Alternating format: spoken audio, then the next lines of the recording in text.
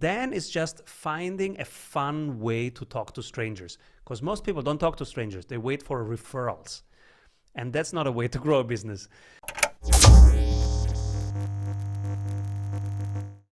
I would love your thoughts on what are some of the biggest challenges that you see moving people through this process, right? Because it sounds very streamlined. I want to go back to what you said at the beginning, though.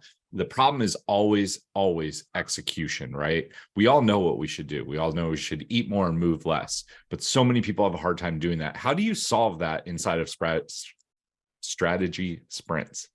There we go.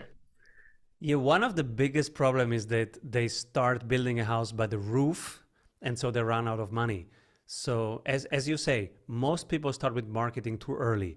They run their own podcast, even when they are below 35K per month. So they are not even at traction stage, but they already spent time and money on marketing, or they run ads before they have a converting machine that when you put a dollar in it can make $1.2 out of it.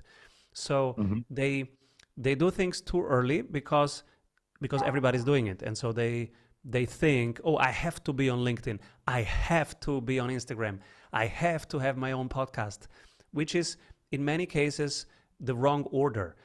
What they really should do is just record some sales calls and have a proper coach looking at that, just tweaking 2-3 little things, and that will increase conversion rate by at least 25%. When they start with that, then and this can be done in weeks. And then there are a couple of things that we have to do in days. Proper client testimonials, 100 Google reviews, 20 client testimonials, making sure that we have a passionate buyer and a tangible offer. This is something we can tweak in days.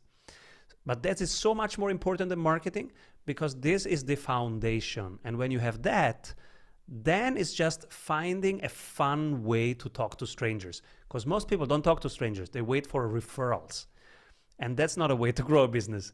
So that's a hobby. But if you want to grow a business and scale a business, you have to find a fun way to talk to strangers. And I cannot tell you how fun it is to call strangers if you have a good script, one that's that's true, that's authentic, that's where you give value in every moment. And when you learn to hear no's and be fine and say, okay, no, you don't need it, fine. I'll keep you updated maybe in 6 months, all right, bye-bye. And then you move on to the next. It's actually fun. And there are techniques for how to do the meeting and how to deal with rejections, etc., where it becomes fun. And this is when you start growing. I think you're so correct. I think showing up, so many things in that I want to unpack. The first one is, if you're showing up to your sales calls, most people, especially when they get started, are more into coaching. Oh, I know how to do a sales call. Just put me on a call with somebody, I'll close them. Then 10 calls later, they haven't closed anyone. Yeah. You're doing your sales calls wrong. That doesn't mean that you have to be super forceful and cram it down their throat and do like white knuckle sales.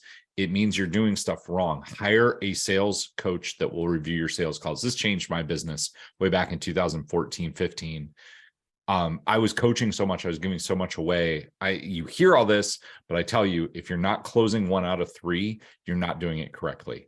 Number 2 that you said in there that I think is massive is like people don't understand that like everything grows once you have your foundation, right? You were talking about, we're building the foundation, we're getting Google reviews, we're getting testimonials. And then once you have the foundation, pouring gas on it is really easy by doing the marketing piece, right? But if you do all the marketing out front, you're going to work really hard and you're not going to have the foundation. So you're not going to stand out. And this is what you see in a lot of markets. Man, there's a ton of good advice in there. There was one other piece and it skipped my mind because I was so excited about the first 2. It had to do with the sales piece, but I don't remember what it was. But just hiring somebody to critique your calls is a huge, huge piece. I mean, that will change the game for a lot of people. Oh, I know what it was. It was showing up needy. So many people, they put all their effort into getting these conversations, right? And then they have one and it goes poorly and they show up needy for the next one and the next one. But to your point, when you know that you have the foundation and you know you have infinite amounts of leads, if somebody isn't a good fit, it's real easy just to be like, you know what, great, have a good day. And people are so unused to that it actually will move them towards you. They'll be like, oh, wait, why are we getting off this call? Like, tell me a little bit more about what you do, versus coming across as super needy. So powerful.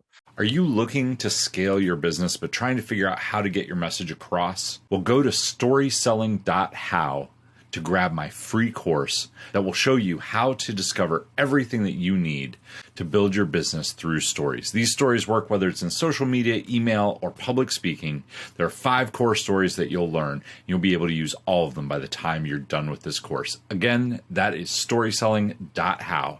If you enjoyed today's episode, make sure to tune in next time.